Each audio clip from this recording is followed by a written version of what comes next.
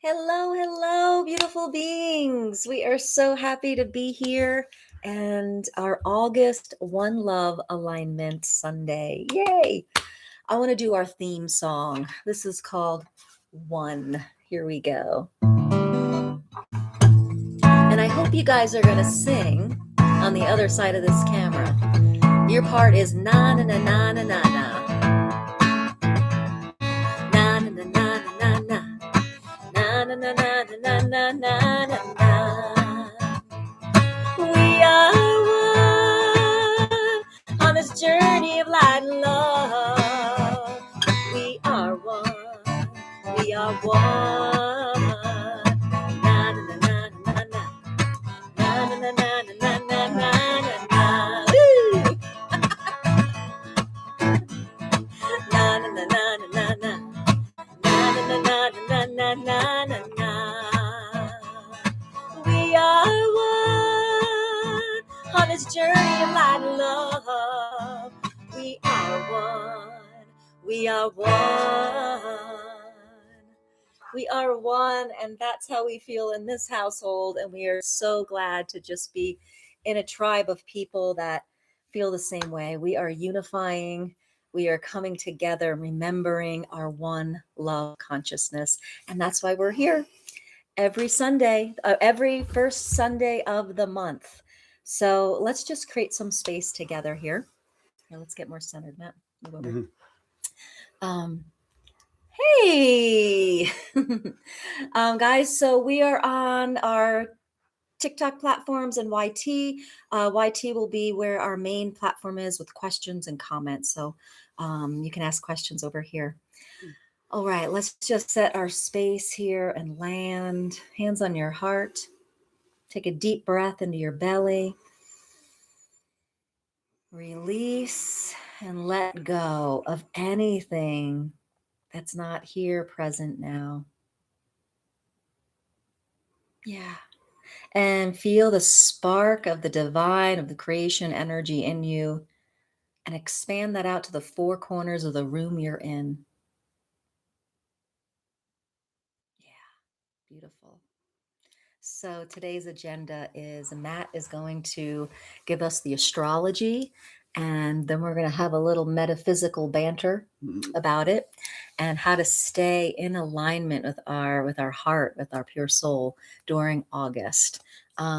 We have some questions to really guide your August. All right, so Matt has 4 or 5 questions, and I have a really powerful question as well. So there'll be some coaching questions today in today's podcast. After the astrology and the coaching and the metaphysical tools, we're going to go into a sound activation, a guided sound activation, which basically is all our souls. Oh, thank you. All our souls connecting and singing together through the frequencies that come through. And it's just kind of tuning our field for the month. All right. So let's get started. I'm going to hand it over to Matt and tell us about the energies of August. All right. Well, I had to write a bunch of stuff down because there's several things, and I try to do my best to not go into multiple directions all at once because there's always so many things happening. But the first thing, before thinking about August, I think it's really good to remember where we were just coming from. We just had this peak moment, everyone calling it the Barbeau basket, which is just named after a French astrologer. He didn't name it that. He was just called Andre Barbeau, and now everyone else calls it the Barbeau basket. But it was just a really important moment where all of the outer planets, Jupiter, or Neptune, Pluto, and Uranus, all formed in a harmony with each other. And then Jupiter came in. So these 4 points created this basket. And Pluto and Jupiter became in opposition. And what Barbeau called this was like a turning point in humanity, a turning point in how all humanity is basically functioning. How we're so this change, or this moment in the sky, is something that has never happened in recorded history. So, and it isn't something that happens quickly, because they're outer planets.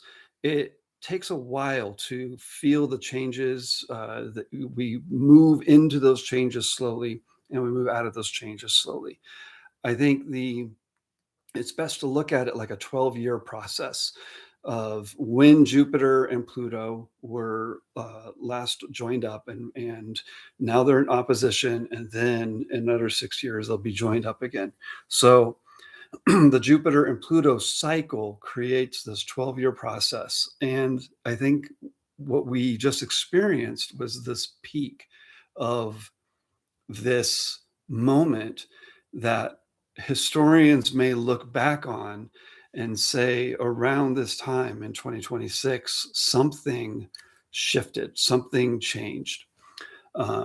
So first, there's just that, and I know a lot of people were like, I thought there was going to be some kind of big thing happening, and we don't feel that stuff right away, typically. However, August has some things that we are going to be feeling. We're going to be feeling very personally. And to me, I think it's really important to go back to last month, remember what has shifted. The way I see it is that was like a cradle that was formed. And in August is the moment where we actually start to get an idea of what was born in that cradle.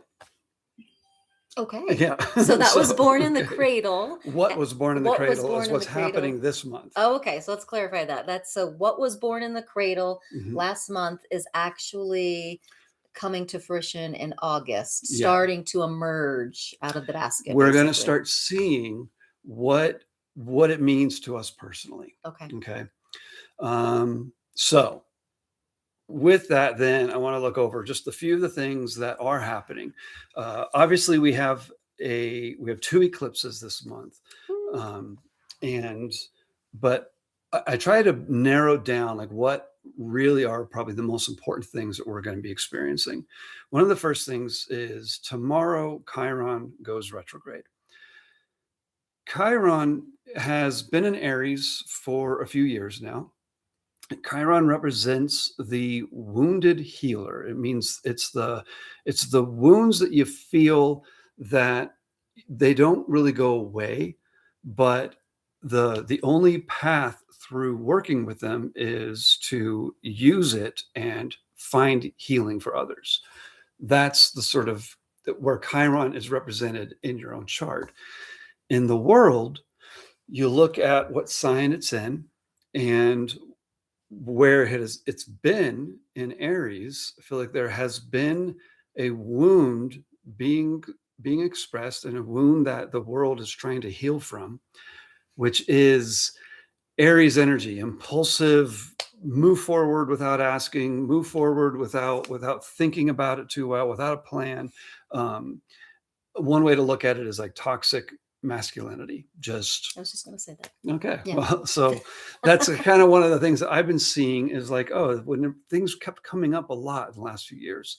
And I wondered if some of this may be Aries, Chiron moving through Aries. So Chiron just recently left Aries and went into Taurus.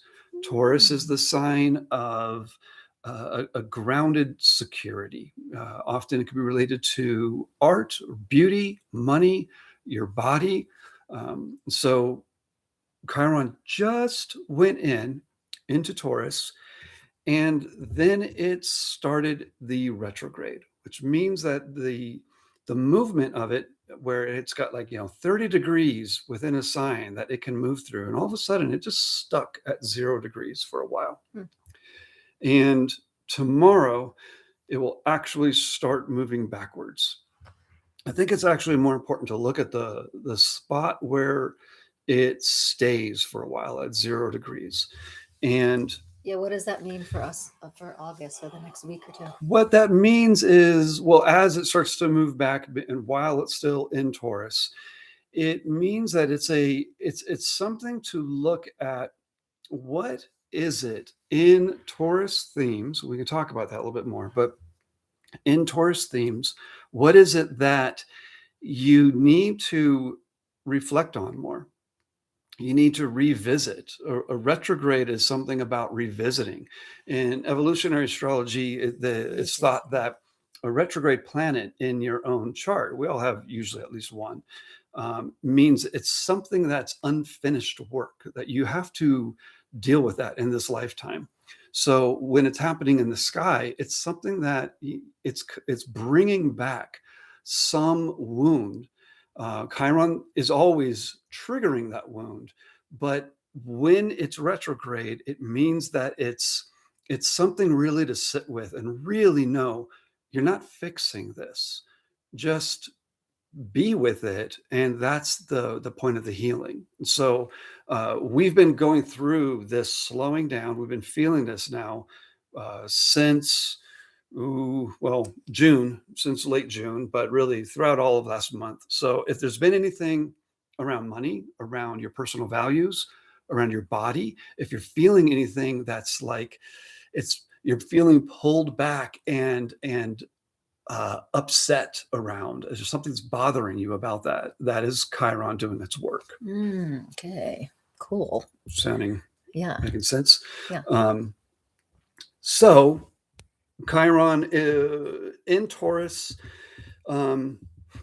it's so anything that has come up for any of you,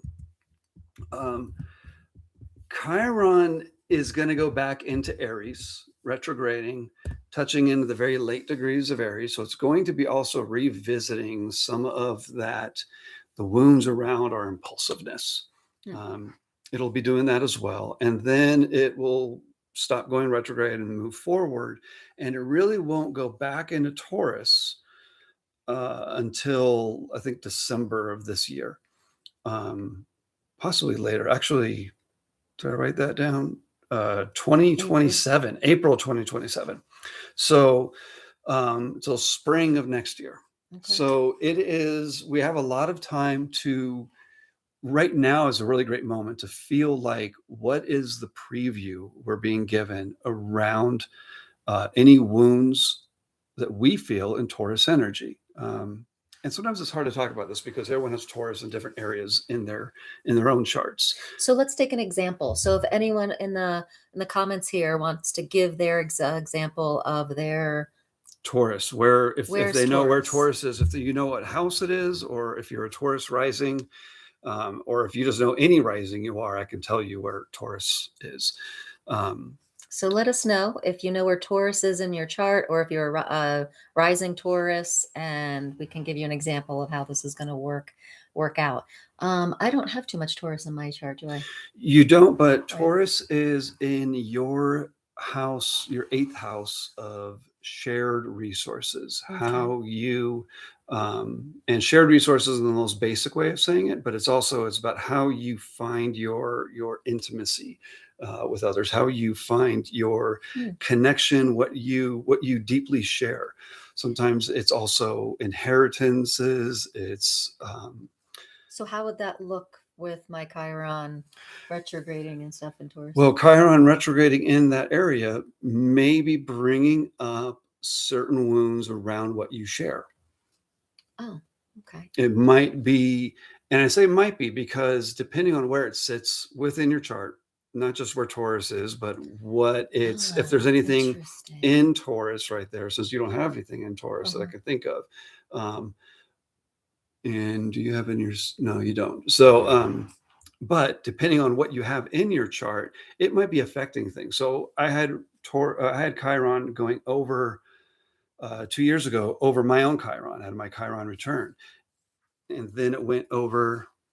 Just look at the screen. Oh, sorry. And then it went over my moon and then my rising. And so I was going through a lot of really feeling some of a need for healing. It was in Aries. So it was a need for healing around my own Aries nature, my own sense of leadership, my own where I want to take action, where I want to like move forward in life. I was going through what at times felt like is this midlife crisis? Is this ego death?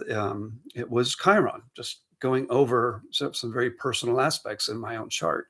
So when Chiron moves over anything in your chart, now it's going to be going over Taurus, or right now retrograding in Taurus. It is going to be triggering some areas of the need to heal in where you take personal value, where you find your own sense of security, whether that's in your possessions or in your body, but what you find your own value in.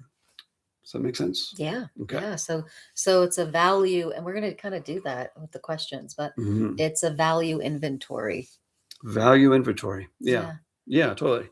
So what's next? After that, we have what really is going to be the most personally, I want to say, things we're going to experience on a very personal level. The first couple weeks of August, we have within a few days, all three planets change signs, or all three personal planets: Mercury, Venus, Mars. These are the planets that whenever they make some movements, and they're always making movements, but when they change signs, we feel that. We usually don't have them all changing signs within such a short period of time. Venus goes into Libra, does well in Libra. It's relational values, aesthetics, feeling good about fairness, diplomacy, things like that. Mercury enters Leo. This is Mercury, your mind, your what you, the way you think, what's drawing the energy into how you communicate. It's all going into Leo. So basically, we'll all be feeling like the messages are just getting more bold. And then Mars enters Cancer. And this is the only one that Mars does not really care to be in Cancer so much. Mars, it's called in its fall. That's what it means. In its fall. In its fall, not like an autumn, but in its descent. It means that it's in a sign that it doesn't do well in. Mars wants to take action. Cancer wants to just slow down. Let's ponder this a moment. So what that does is it means, a great way of seeing it is passive aggressiveness. That's Mars in Cancer. Cancer also wants protection. It's the crab, the shell, and so, but it's also it's very watery. It's emotional. So Mars there is just let's just move forward. Let's get past all this. Don't have time for feelings. And Cancer is so basically, when that planet goes through that sign, there's kind of a tumultuous feeling there. So we may all be feeling all of these things happening all within about less than a week. So would that feel like a resistance? It can feel like a resistance. It can feel like I said, like passive aggressiveness. Okay, passive aggressive. What else can we see? Well, and then thinking about all of these together. So it's Mars going into Cancer, there's a sense of wanting to take some drive, take action in what's secure, which is interesting following after this Chiron thing. So we're still thinking about Chiron still playing out in all of this. So we have Chiron bringing in wounds, triggering some wounds in our values.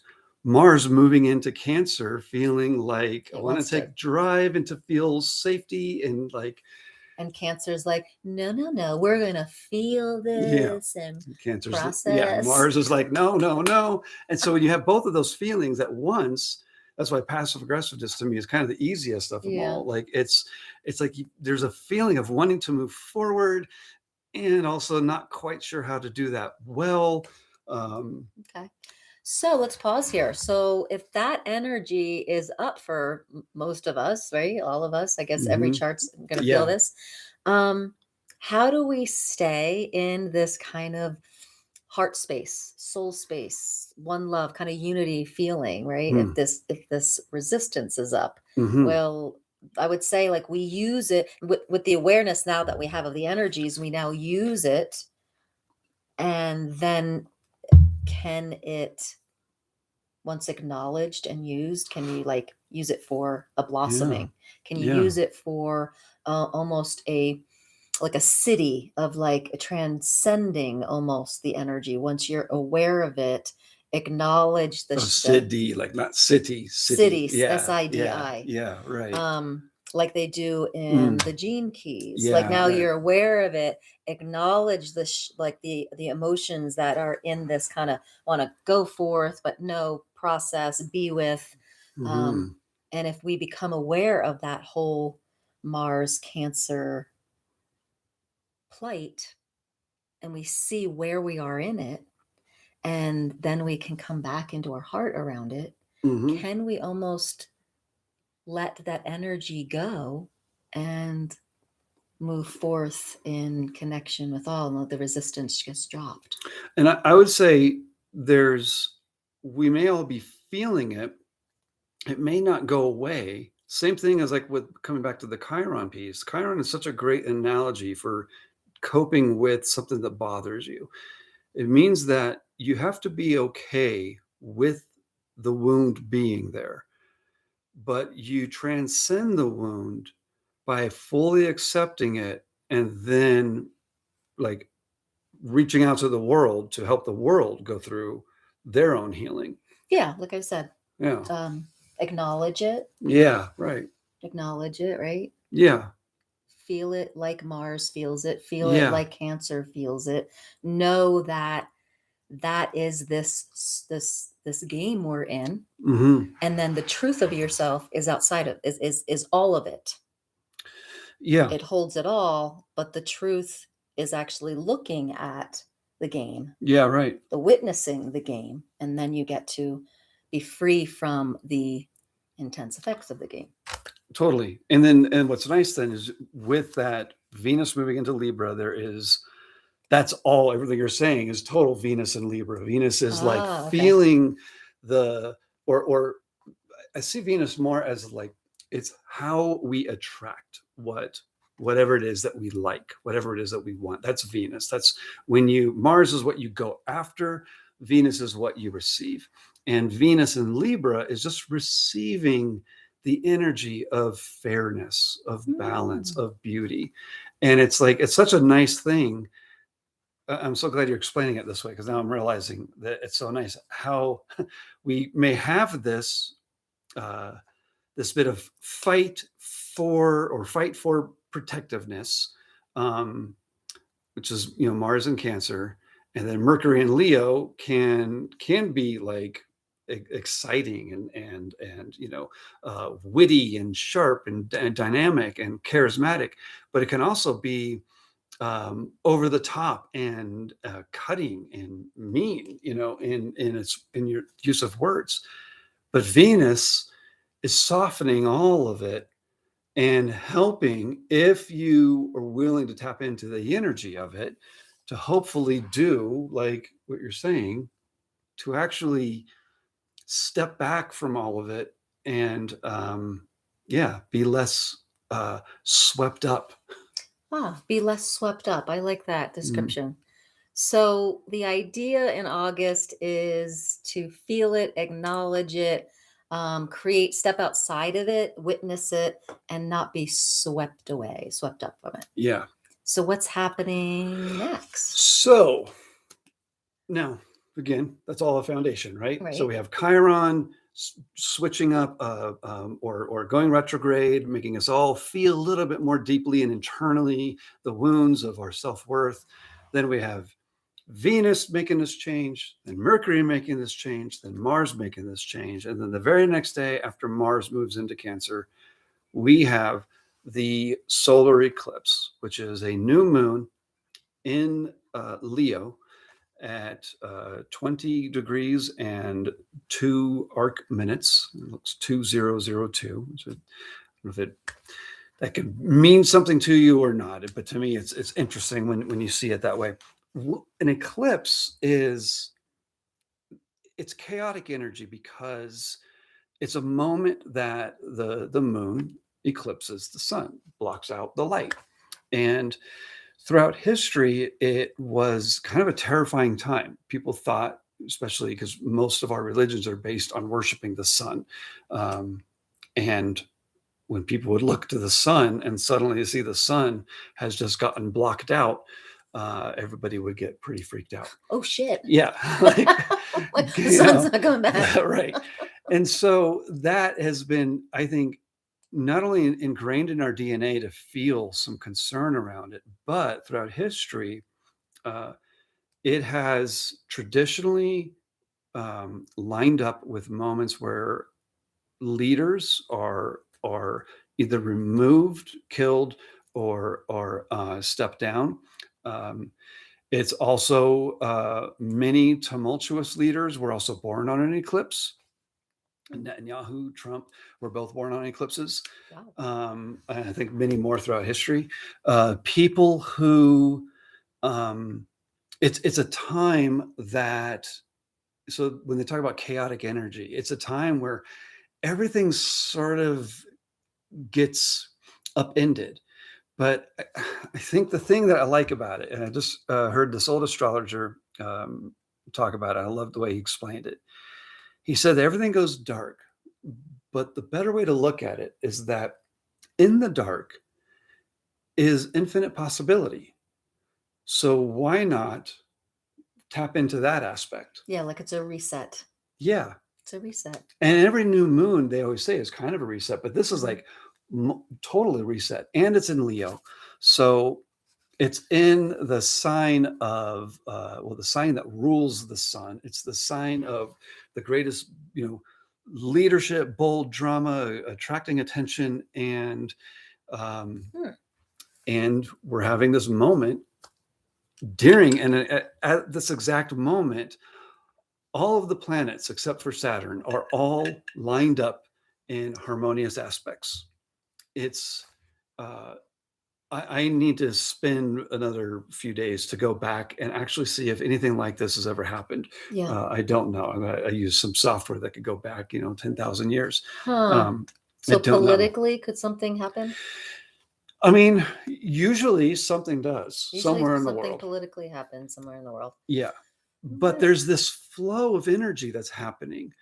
Venus, Mercury, Mars, Jupiter, Pluto, Neptune, Uranus.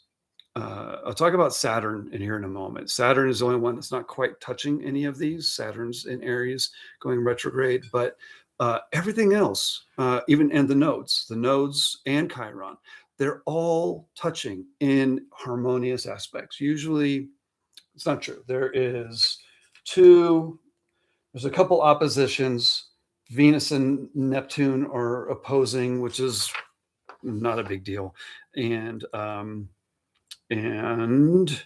Mercury and Pluto are opposing as well. So Mercury and Pluto, that's a little bit more of a harder opposition. Means that where we feel driven to think about and communicate is feeling an opposition to the transformation that's happening within our communities.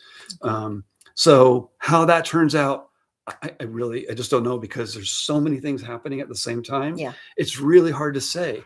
And I just come back to that, in the darkness is infinite possibility.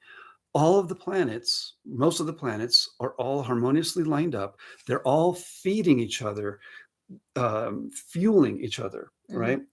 And that really never really happens. So at this moment that the sky goes dark, everything's all lined up. It's like anything is up for grabs.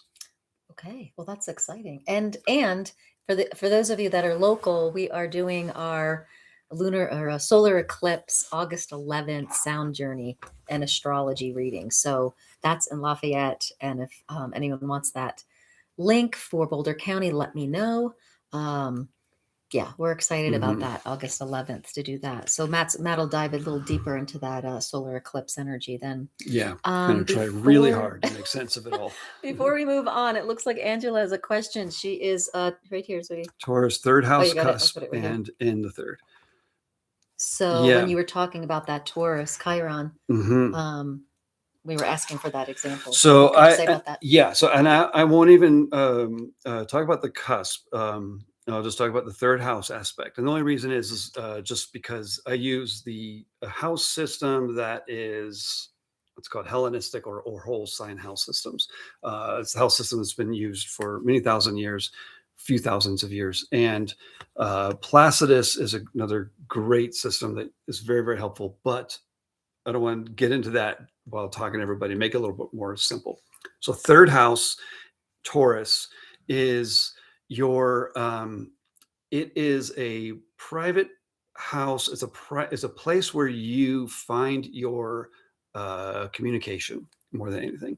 It's often called the house of neighborhoods, like local neighborhoods, or a house of siblings. But the way I see it is really it's the house of where we feel the comfort of just being able to talk to people close by. So Chiron going retrograde in that, and then for the next few years, I guess, Chiron will be moving through that. Your own personal values in Taurus, your own sense of security is in how you communicate to others around you, your close by friends, your close by family, your sense of how you feel like you can just talk with people around you. So Chiron moving through that can be bringing up some wounds and where you feel a value in how you talk with others, how you find your sense of neighborhood, how you find your sense of local community. I hope that makes sense. Yeah. Yeah. I think that makes sense. Okay, so I hope that was helpful, Angela.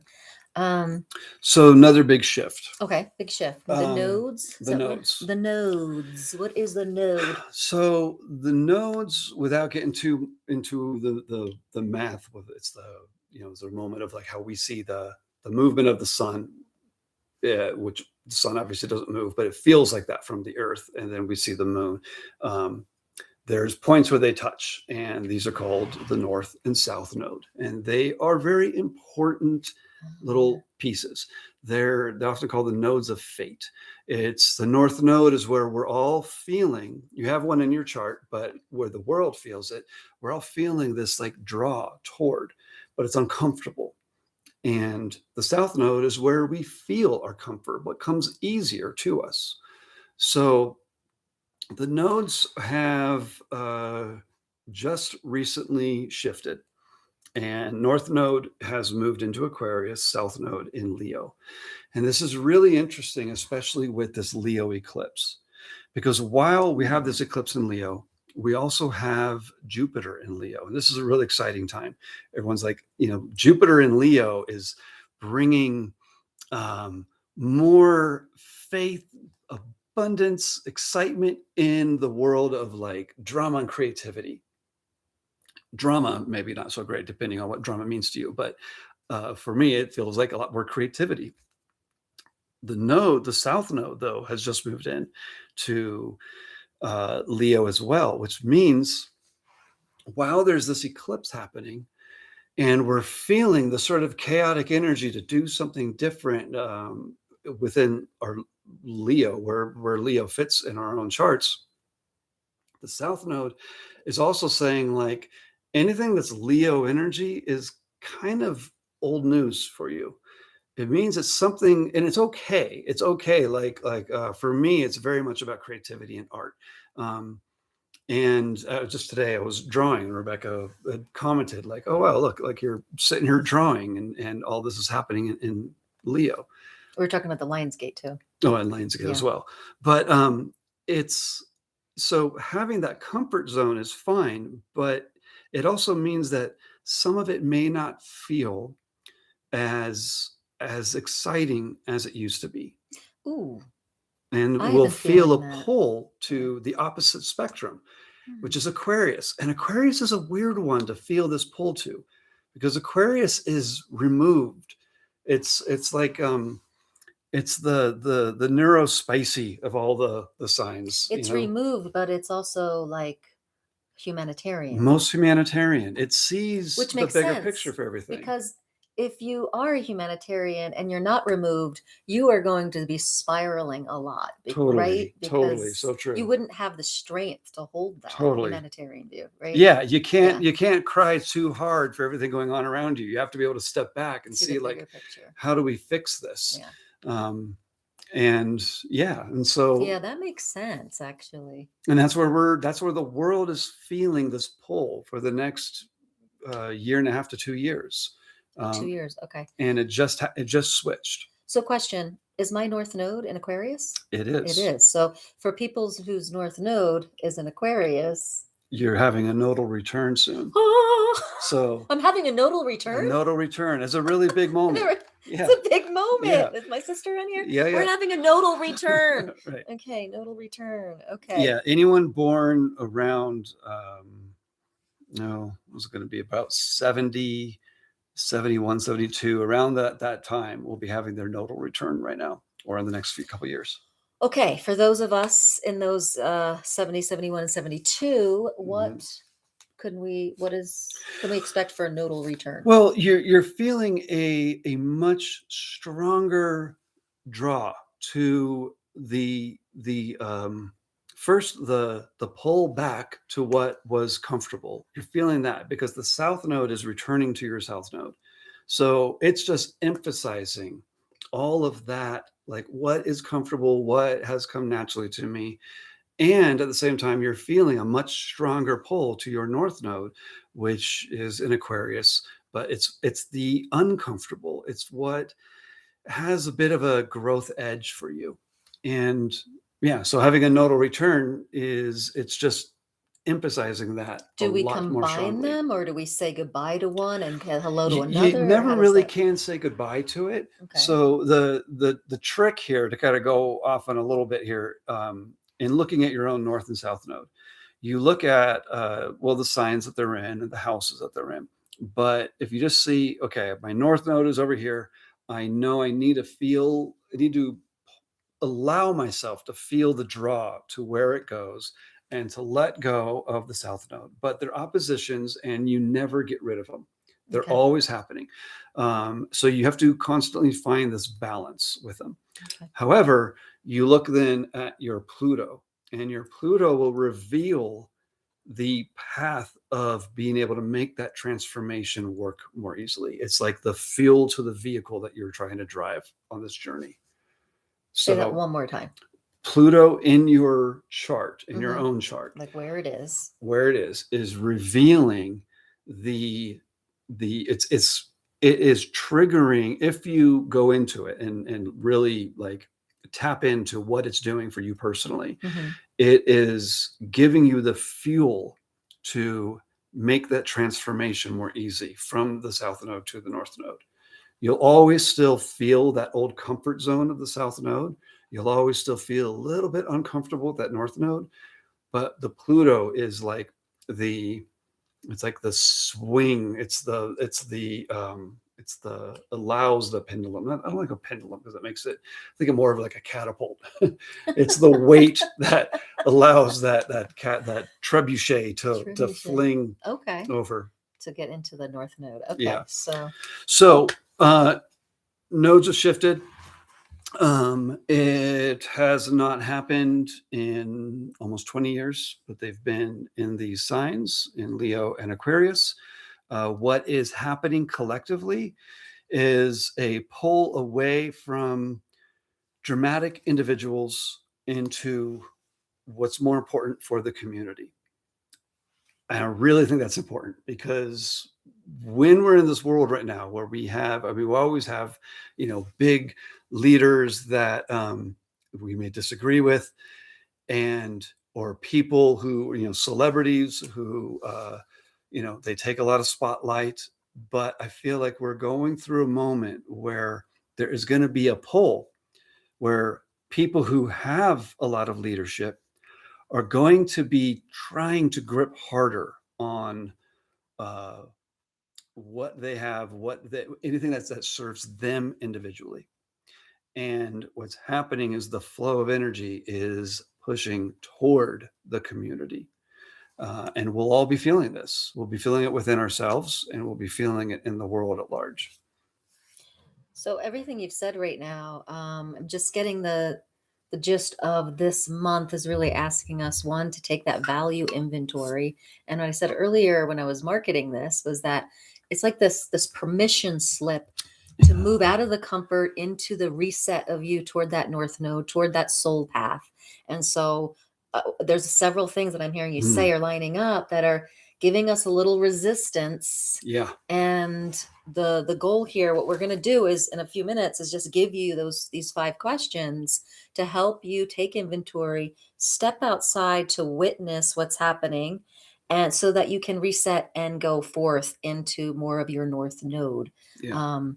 And carry that soul path forward. Yeah. And that's what seems like August is about, because we also have the Lionsgate portal. And the Lionsgate portal happens every single year. It's where the Earth, the Sun, and the star Sirius are all lined up. And it creates this portal, this light portal of consciousness, where people say, you know, it's high, you can manifest a lot, you can release a lot. But manifesting really is just aligning more with your true self, your true north, rather than what Eckhart Tolle would talk, like, say, the pain body or the ego or the fear self. So whenever you align more with the lightness of your being, you are going to manifest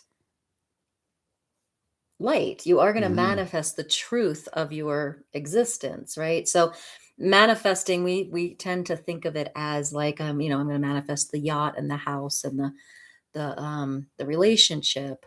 But in broader metaphysical terms, it really is awakening to your pure soul, the truth of the lightness of your being.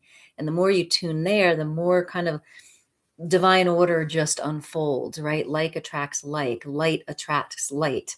And so this portal of Lionsgate is more light into the system. More light in the system pushes out, kind of like cleans out the dirty turkey dish after Thanksgiving. It cleans out the yuck so that the light can burst through. And so the Lionsgate portal is happening right now. It's a super powerful consciousness portal, and it happens at the end of July, and it goes to mid-August. But the main potent day of it is the 8th, August 8th. So we are in it right now. Yeah. So when Matt talked to right before we got on here with you guys, we were talking about the Lionsgate and how to talk about this with you guys. And earlier today, he's like, I think I'm just going to go downstairs and draw. It's just too hot outside. I'm going to go downstairs and draw. Now, Matt is a master artist, and he has not drawn or done art in quite a while. So I was like, oh, that's cool. Go down and draw. But when we looked up because he's an Aries, when we looked up how the Lionsgate portal is affecting Aries, it talked about getting more into your creative side, going back to something that you really loved in childhood, something that you want to bring forth into your life again for innocence and joy. And so I was like, oh my gosh, we are in the Lionsgate portal right now. We're a week out from the 8th, the strongest point, and he's here feeling it, sitting with his sketchbook, drawing that and watching a movie. What's so significant about that is that when he started drawing as a kid was when he was around 4 or 5, and he would get his sketchbook and he would watch a movie and draw the characters on the screen. And so today he's sitting here. He was drawing an octopus, not the characters in Wicked, but isn't that cool? Totally. And we looked up how that was affecting you, and it was just totally. And I was like, I love when he's sitting and drawing and doing his art, but you haven't done that in a while. And then the Lionsgate is like here. Yeah, right. Well, and again, so you're thinking of those nodes as well. There's moments where we'll be feeling like revisiting some things wherever Leo sits in our chart. But with that Lionsgate, with Jupiter also in Leo, there's a lot. And with this new moon eclipse happening in Leo, I think there's so much in going with what does feel like an old way of doing things, as long as it feels healthy. And in most cases, I think that it will, you know. And how can you bring it into the present moment? Like, I noticed you were drawing with a pen, and you were drawing, you weren't drawing from the screen. You were drawing an octopus, something from the present moment that you are really enthralled with. Yeah. But every sign is going to go through their Lionsgate portal a little differently. So I invite you to take a look at, what are you feeling around this Lionsgate portal?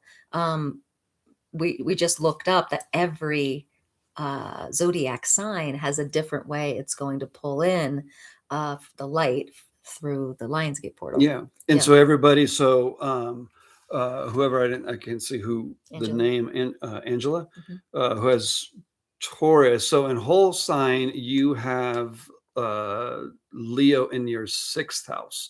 So this is lighting up old ways of where you find your sense of service, where you sometimes it might just be like I could see a great example of it might be like just really getting into cleaning up the house. It doesn't sound as fun, but sometimes that may just be the thing. It's like, oh my, I just need to do a nice summer cleaning, and it's gonna feel so good, So, and it'll be something that is like an old way of doing things. For you have it in your 11th house, and that is your community, how you work with communities, the kind of people that you draw in and find yourself drawn to. And so, so we all have it playing out in some place, and it's a great opportunity to go ahead and consider like, what do you want to manifest in that energy right now? I know for me, I certainly want to be able to manifest more opportunities to explore my creativity. I know you certainly want to, as we're getting ready to move, have more community. Yeah, that's for sure. All right, let's go over this last piece. Then I want to give you guys these questions to work with, so that value. In this last piece, I'm just going to say it really quick because it's something that I found interesting, but it actually doesn't really fit into any of the flow of what we're talking about. Or maybe it does. I explain it. But Saturn retrograde in Aries, this has been happening now already. I find it interesting because everything is all lining up so perfectly, all having these interesting ways of connecting with each other, except for Saturn sitting in Aries, doesn't like being in Aries. But it's interesting because that's the pattern of Aries anyway, is to just sit over here and be its own, do its own thing, move impulsively, have an idea, run with it. And Saturn's energy is always like, whoa, wait. Is that really the best thing to do? It's another resisting. Like Mars and Cancer. But even more so, Saturn and Aries is just like, it just feels like the energy is constantly like, oh, I'm just trying to feel like the momentum in Saturn is stopping all of it. And the fact that it's retrograding, it happens for a few months every year. But at this point, unfinished business since the mid to late 90s. I think that was the last time that it was in Aries that went retrograde, or that it was in Aries at all. When it goes retrograde, it also kind of harkens back to the last time that it was in those signs. So I don't know if you were even alive at that time, or if you can remember what was going on at that time. But there may be some things happening in the next few months that can remind you back to whatever was going on during those mid to late 90s. Unfinished. I don't know if it's unfinished, but like that's when I got my guitar. Oh, wow. Yeah. And you're getting ready to sell it. I'm getting ready to sell it. Wow. Well, what a great way to deal with it. Yeah. Right. So this just can come up as, what did I write here? Independence, courage, self-initiation, tested against reality. We may just be feeling collectively all like, as we're moving forward, and then like pause, consider, is all the ducks in a row before we can like just lunge forward. And that's often the case for so many things. But that is also happening while there's all of this crazy momentum. There's also this one little kink in the whole mechanism. Everything is flowing perfectly, And then you got Saturn and Aries going, yeah, wait, Hmm. so as we feel like, oh, I have this great idea. Oh, I feel this old like way of doing things coming back, but in a new way. There's also Saturn and Aries, and it's okay because we can't fight it. It's just happening. Yeah. So I think these next questions are actually going to fit really good right here Mhm. because Saturn and Aries, with the momentum, and then it's kind of sticking out, it's calling once again for these questions. And Matt asked me these questions a few days ago, and I was just like, we have got to share them here on Sunday because this is really your value reset, your focus reset, your Mm. promise to yourself. And it's like everything that Matt just talked about, these energies of like, some of the resistance, some of the what you're being called to release, what are you being called to step into. I think this is so this question is number one. This is the idea of you have, let's say you just have August to make like start everything over or something that you're really working on or hoping to work on. Let's say you have this 1 month to make the big changes that you're really wanting to draw into your life. Here's how you would do it. One, spend one evening, hopefully tonight, because you don't want to, we're already on August 2nd. Yeah, write these down, guys. Yeah. One evening planning the entire month, but do it this way rather than just sit there in your calendar and fill in every day. Just ask, what's the one goal that I care about the most? Just think about the number one, only one thing. I'll read number one. Do you read number two? How about that? Then, what 3 habits are you committing to achieve that one goal? Then, what needs to leave your life this month? What do you have to get out of the way? What do you have to release? What do you need out of your way in order to achieve that goal? And finally, come August 31st, what's going to make you most proud? Yeah, just ask yourself, and the first thing that comes, don't think too hard on it. The first thing that comes to you. Yeah. And then, so number 2 is make your days easier to win. So you're going to decide on 3 things here. Morning, what is the first thing that I'm going to work on in the morning? Afternoon, what's the one task I must finish? And in the evening, how will I recharge without wasting the whole night? So this first one's just, the whole picture. This next one goes into your daily routine, your daily habits of August. What is the first thing I'm going to work on in the morning? Afternoon, what's one task I must finish?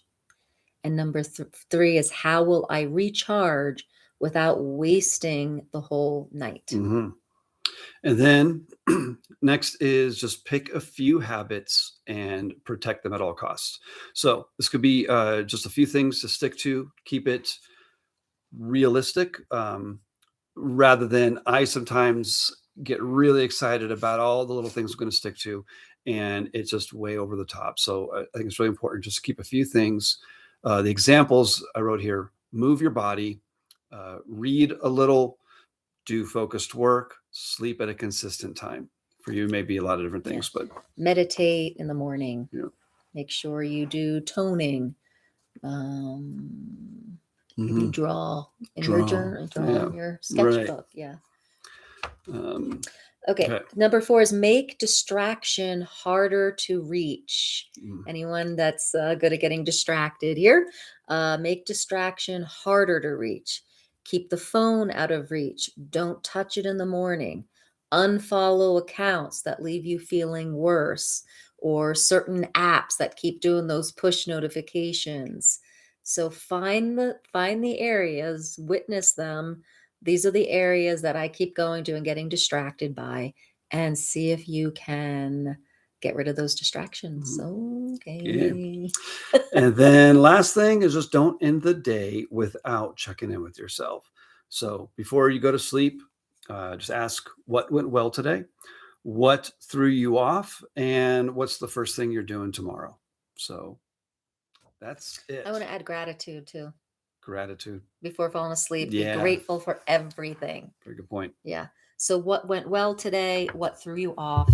What's the first thing you're going to do tomorrow? And have gratitude for the For it whole all. day. For all of it. Yeah, for even what did not go well, Yeah. right? 'Cause Yeah. that's the thing. So guys, what we'll do is I'll probably just we'll copy this and we'll put it in the descriptions for the replay, guys. Okay, so it's easy to get. Mm. So all of this will be in the descriptions of the replay. So come back, I don't know, later tonight or tomorrow morning, and this will be in there for you guys. Mhm. All right. Anything else any questions, guys, about that reset, about the astrology? Did you want Matt to check in on something for you astrologically? Do you have a metaphysical question for me? Let's just wrap this piece up, and I'm going to give you a few minutes to put your questions in the comments here. If you guys are over on TikTok, definitely, if you want a question answered, come into YT. And I'll be right back. I gotta get sharper. So just feel the questions. Okay. Any questions do come up. Oh, and you can talk about Oh yeah, and this is a thing we do for free, but if you but we certainly do welcome any donations as possible, because that helps. All right, I don't see any questions coming up, but I will just keep adding a little bit more. There is in the, I need to print this up because it is so crazy. I don't know if everyone can see this at all. We have 3 different screens going. This is the moment of the eclipse. All of these blue lines forming what is like the, I don't know what you would call that, like 3/4 of like of a star, like the Star of David or something. That never ever happens. This is the moment of the eclipse. Everything except for Saturn, which is like the only one that's like not touched by anything else. The moon and sun, they're actually not interacting with all of this, but they're connecting together. Everything is lined up in this crazy perfect harmony with a few little tug of war oppositions going on. It's going to be a really profound eclipse. And we've had many eclipses. Sometimes you notice it more than others, but this one I think is really. I was trying to have us be in the line of totality, and it didn't work this year. But we were going to be in Spain for the totality. We won't see it in Europe. I mean, in America, but or maybe just a little bit. But it will be, if you're in Europe, Northern Europe particularly, and then certain areas in the South, you're going to be seeing it very well. Rebecca's getting a phone plugged in. So I'm shaking all around. Oh, sorry. No, it's good. I'm going to just get it off that cable. Good luck with that. That's the problem I'm having. Okay. Oh, I see. It's kind of. Yeah. All right. I'll get out of your way so you can. So, nice. Okay. So for the questions that we just dove into, what was one that stood out? Like if you had one that was like, ooh, got that one. I might just have to end this one. Where is it? Shoot. What happened? Co-host. Wait, sorry guys. Just a little technical. Can you, how do we swipe to close? Okay, there we are. You could deal with that. Yeah. All right, guys. So whichever question kind of popped something, let that be your intention right now, okay? To grow on. So the reason we have these lives is to set our intentions for August, but also to set our vibration. So while we have these astrological energies kind of swaying things, how do we stay steady in the truth of ourselves, in our one love consciousness, right? How do we not get pushed too far off while still using these energies to awaken more and more to that one love? Together we rise, right? How do we be the energy we want to see in the world? This is the work. So right now, just imagine your light, your pure soul energy just expanding out to everybody on this live, everyone in your family, all your friends. Just send it out and imagine each one as just fractals of light in the whole. So let's just be in that space, and we're going to do the sound right now. The frequencies will come through. Just let them wash over you, receive them into your heart. And here we go. So soften your eyes, be in your heart, ask the clarity of your intention, see the wholeness that we are together.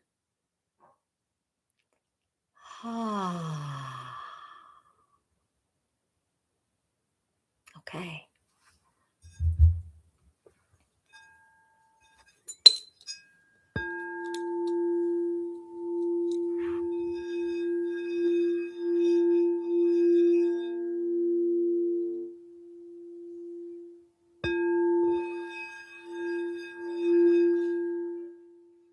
Allow yourself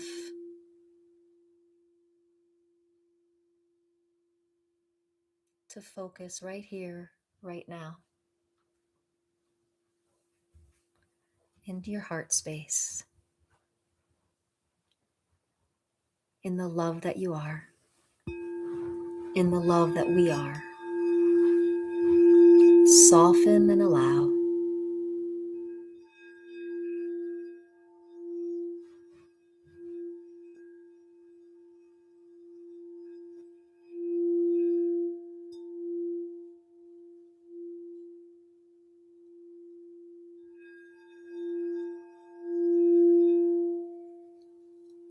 Let this heart frequency wash over you.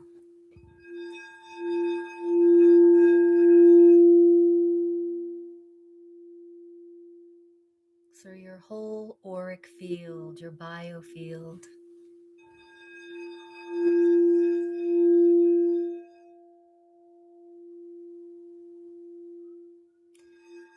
Allow this frequency, this oscillation to start quieting down the mind,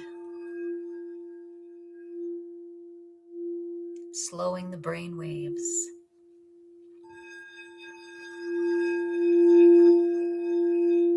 Your vagus nerve is calming the whole body through the parasympathetic nervous system. Feel a sigh of relief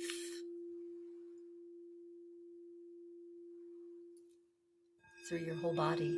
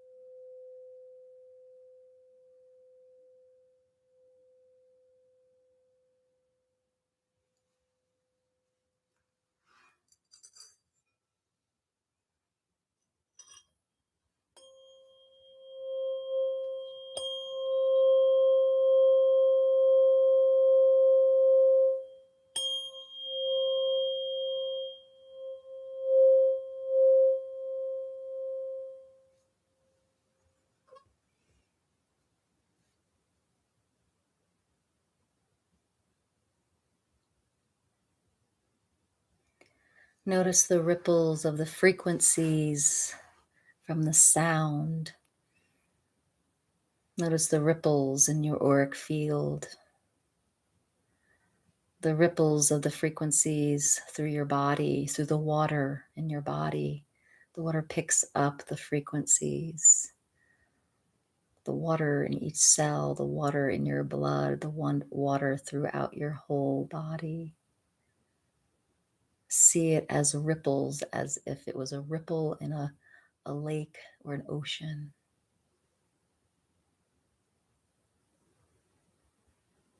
Frequencies of unconditional love, one love. Together we are.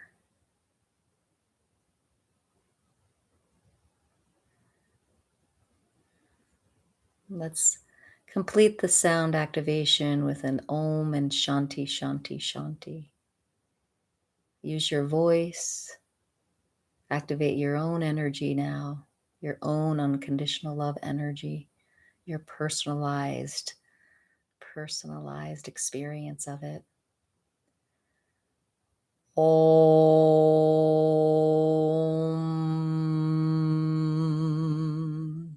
Shanti, Shanti, Shanti.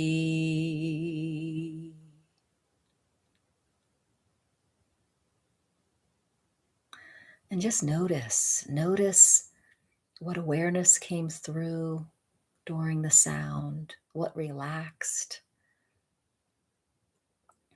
Just notice.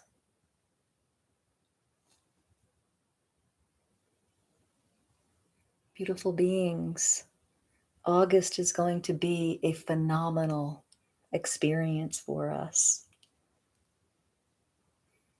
So many fun energies to play with.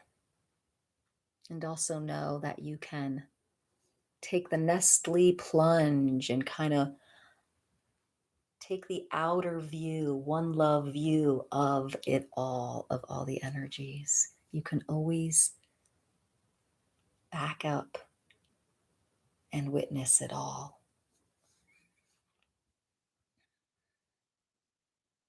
We can be in it and we can be outside of it. And we can do that all at the same time.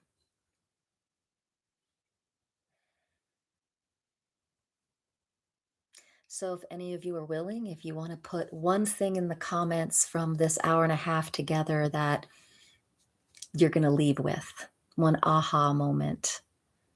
Maybe it was an awareness, maybe it was something that Matt said, maybe it was a sound that, maybe it was an intention that came through, whatever it is. If you could place in the comment just one thing that you're going to take away today with.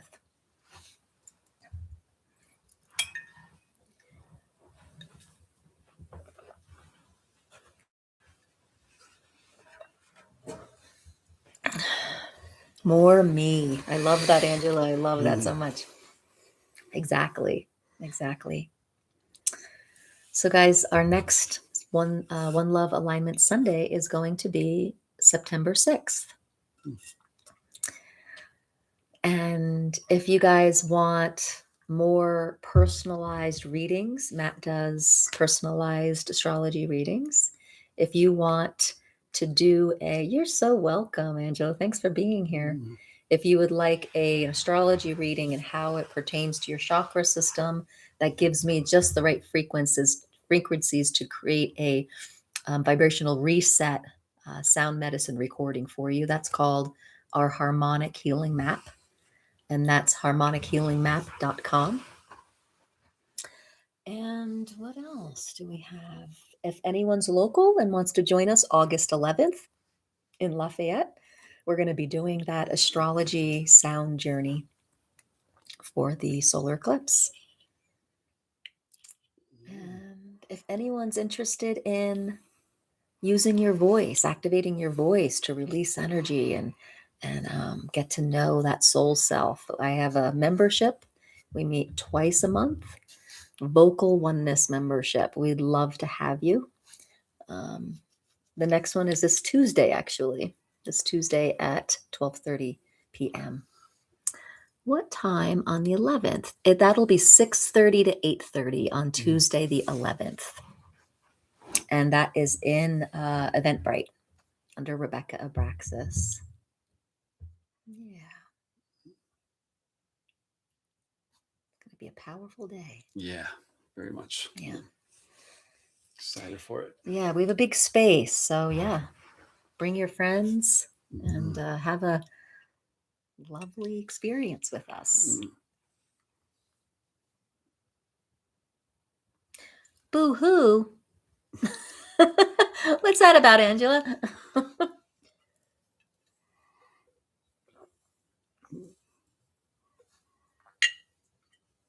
Are you busy that day?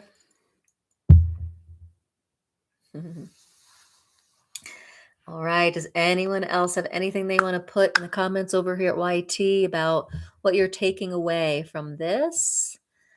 Mark your calendars for September 6th. We're going to try to do one last one here in Colorado in September. I hope you can make it, Angela. Or you'll just have, I know you're a world traveler, Angela. You'll just have to come to Spain and do a sound journey with us there. Yeah, on the Mediterranean. On the Mediterranean. Right. Twist your arm. Yeah. Angela travels a lot to Italy. Oh, good. Yeah. And we'll put these questions in the description, right? Yes. Okay. So we will get these descriptions. There'll be the replay in my YouTube channel, and we will put the put these in there. Okay. Okay. All right, my friends. Let's see. You are welcome. You are welcome. Okay. Guys, I do have a live tomorrow. Tomorrow at 7 p.m. on TikTok and YouTube here. 7:30 at night. It's called Soul to Soul Sound Journeys. And then on Tuesday morning, we are the Love Tribe meets, and we hold the frequency of unconditional love together. That's Tuesday morning, 8:30 a.m. on these platforms. So, all right, guys, those are both free events. And that's all we got, I think, today. Any last words? No, just hold on to your hats. It's going to be a fun month. Hold on to your hats. All right. Bye, guys. Thanks for your contributions and donations. I got too much. There we go. Bye, guys. Okay. How do I get out? How do I get out of here? End stream. There we go.